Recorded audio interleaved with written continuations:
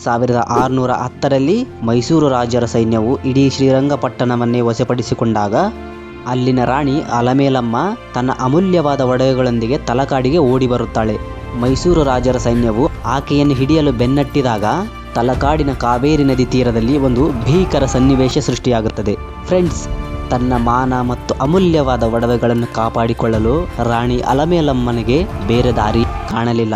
ಆಕೆ ಕಾವೇರಿ ನದಿ ತೀರದಲ್ಲಿ ನಿಂತು ಸೈನ್ಯವು ಆಕೆನ ಹತ್ತಿರ ಬರುತ್ತಿದ್ದಂತೆ ತನ್ನನ್ನು ತಾನು ಅರ್ಪಿಸಿಕೊಳ್ಳಲು ಸಿದ್ಧಳಾದಳು. ಆದರೆ ಸಾಯುವ ಮುನ್ನವೇ ಆಕೆಯ ಕಣ್ಣಿನಲ್ಲಿ ತುಂಬಿದ್ದ ಆಕ್ರೋಶ ಮತ್ತು ನೋವು ಒಂದಾಗಿತ್ತು. ಇಡೀ ಜಗತ್ತೇ ನಡುಗುವಂತ 3 ವಾಕ್ಯಗಳನ್ನು ಶಾಪವಾಗಿ ನೀಡಿದಳು. ಆ ಮಹಾರಾಣಿ ನೀಡಿದ ಶಾಪ ಏನಂದ್ರೆ, ತಲಕಾಡು ಮರುಳಾಗಲಿ, ಮಾಲಂಗಿ ಮಡುವಾಗಲಿ, ಮೈಸೂರು ದೊರೆಗೆ ಮಕ್ಕಳಿಲ್ಲದೆ ಹೋಗಲಿ. ಇವತ್ತಿಗೂ ಈ 3 ನುಡಿಗಳು ಅಕ್ಷರಶಃ ಸತ್ಯವೆಂದು ತೋರುತ್ತವೆ. ಹೌದು, ಇದರ ಅರ್ಥ ಏನಂದ್ರೆ, ತಲಕಾಡು ಮರುಳಾಗಲಿ ಅಂದರೆ